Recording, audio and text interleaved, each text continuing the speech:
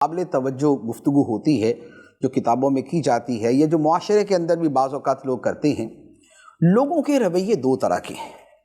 کچھ وہ ہیں کہ جو ان عبادات کو حرف آخر سمجھتے ہیں کہ بس یہ ہے اور کچھ نہیں، اور وہ سارے کے سارے دین کا مدار انہی پہ رکھتے ہیں۔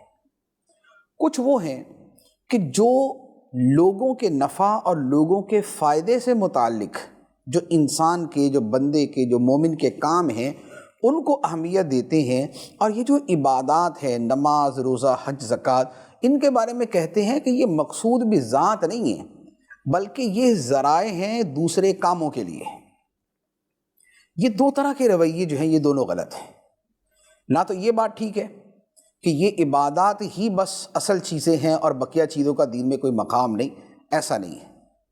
ان عبادات کی بھی اہمیت ہے، اور اس کے ساتھ جو حلال و حرام کے دیگر کثیر احکام قرآن و حدیث میں موجود ہے ان کی بھی اہمیت ہے۔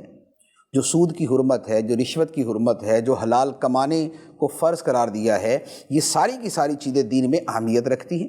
اسی طرح جن چیزوں کا تعلق اخلاقیات کے ساتھ ہے ان کی بھی دین میں پوری پوری اہمیت ہے۔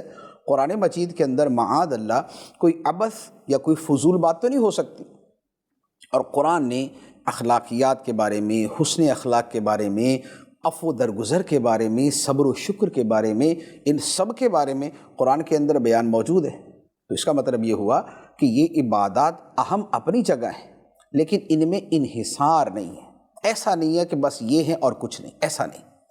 تو یہ تو ایک رویہ۔ جو دوسرا رویہ ہے کہ آج کل جو دنیا سے متاثر ہو کر اور غیروں سے متاثر ہو کر جو خدمت انسانیت کے کام ہے، بس انہی کو سب کچھ سمجھ لینا اور ان عبادات کے بارے میں اتنا کہہ کے گزر جانا کہ جناب یہ تو بندے کے ذاتی معاملات ہیں، یہ تو اس کا اور خدا کا معاملہ ہے، اس کی اتنی زیادہ نہیں ہے، بس انسانیت کی خدمت کر لی تو سب ہو گیا۔